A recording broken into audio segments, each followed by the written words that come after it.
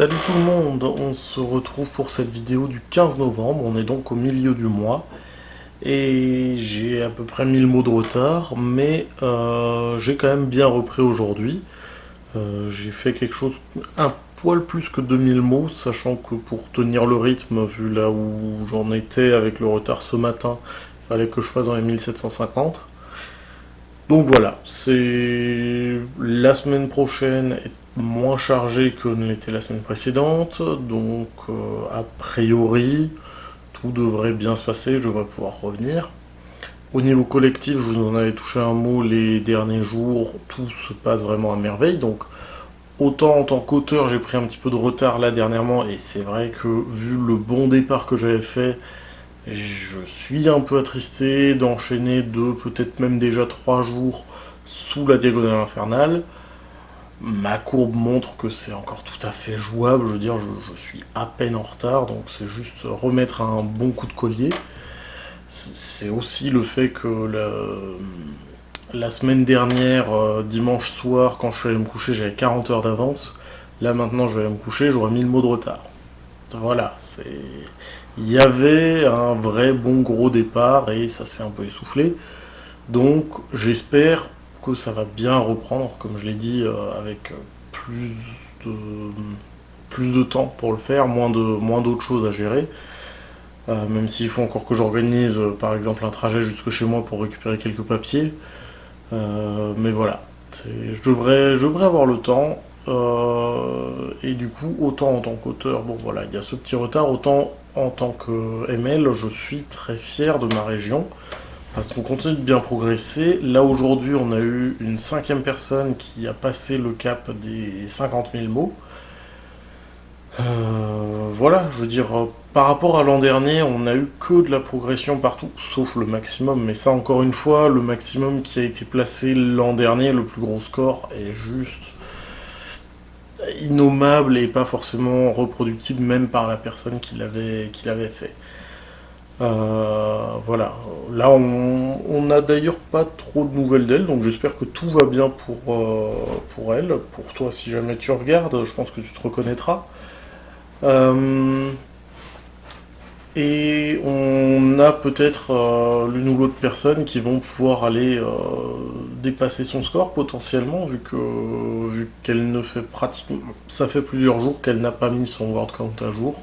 Donc elle m'avait dit qu'elle comptait continuer d'écrire, puisqu'elle vise les 220 000 mots d'ici la fin de l'année.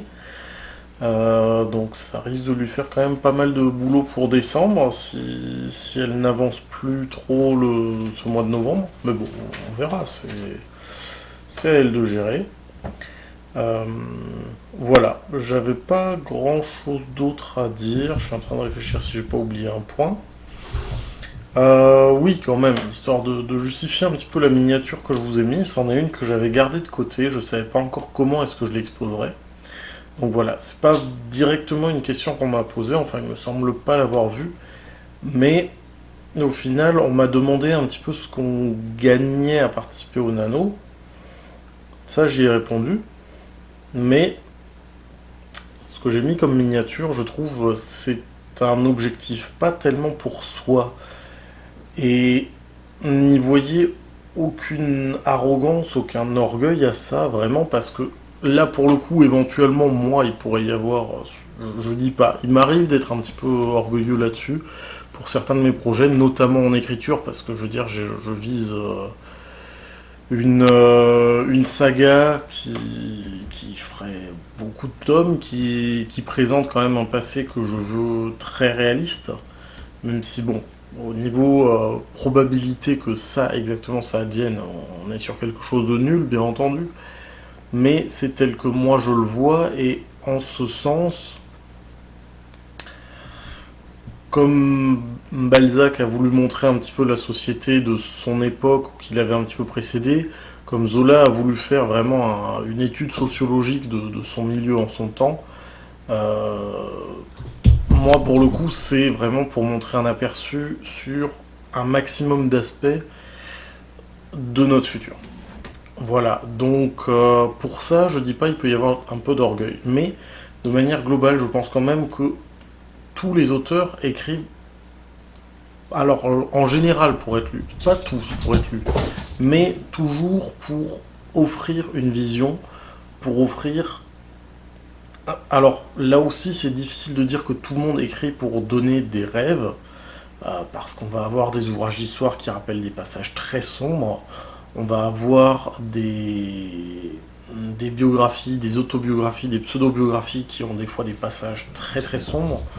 On peut avoir des ouvrages complets qui vont être vraiment très dark, donc ne pas offrir finalement de l'espoir, mais on a quand même sur la communauté beaucoup de personnes qui vont avoir toujours des ouvrages qui donnent un petit peu un aperçu, et surtout la possibilité de s'échapper, de vivre une autre vie.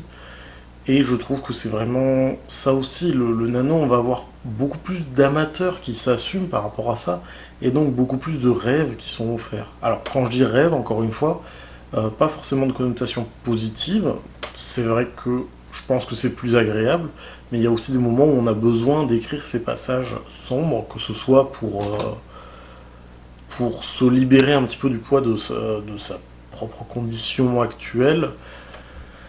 Euh, ou autre, c'est voilà. Je pense quand même que si on retire cette connotation positive, tout ça, ça offre toujours du rêve, euh, dans le sens où on a ce vécu par procuration.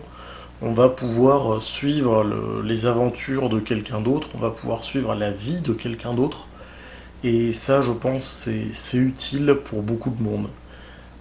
Là, par exemple, prenons tout bêtement le contexte actuel. Quand on va vous parler d'une personne qui va aller se balader dans des grandes plaines, vivre des aventures, se balader beaucoup, voilà, beaucoup voyager, ça peut vraiment donner envie. Et finalement, même si on est bloqué chez soi, on peut voyager au travers de ces personnages. On peut voyager au travers de ces histoires. Et je pense que c'est du coup quelque chose de très utile. Euh, donc voilà. Si vous connaissez des proches qui écrivent, n'hésitez pas à leur demander s'ils ont envie d'être lus. Je pense que ça peut vous apporter beaucoup de mieux connaître la personne, parce qu'on peut apprendre beaucoup des gens de par ce qu'ils écrivent. Mais je pense aussi que ça peut leur apporter beaucoup à eux, même s'ils n'ont pas forcément envie au moment où vous allez leur demander d'être... qu'ils n'ont pas forcément envie à ce moment-là d'être lus. Je pense quand même que ça peut leur apporter beaucoup de savoir que quelqu'un pourrait être intéressé. Voilà. Je vous laisse pour ce soir. Alors, pour ce matin, je pense plus probablement, parce que j'aurai plus le temps de travailler la vidéo ce soir là, quand je tourne. Il est pratiquement 23 h. Donc encore moins le temps de la mettre en ligne. Mais voilà, du coup, je vous laisse en milieu de journée, j'imagine. La vidéo de ce soir aura lieu, je verrai ce que je peux produire. Probablement que ce sera j'espère que ce sera une vidéo pour fêter le fait que je repasse devant la diagonale. On verra. Je ne sais pas encore. Voilà, bah écoutez, on se revoit dans la prochaine vidéo. Salut!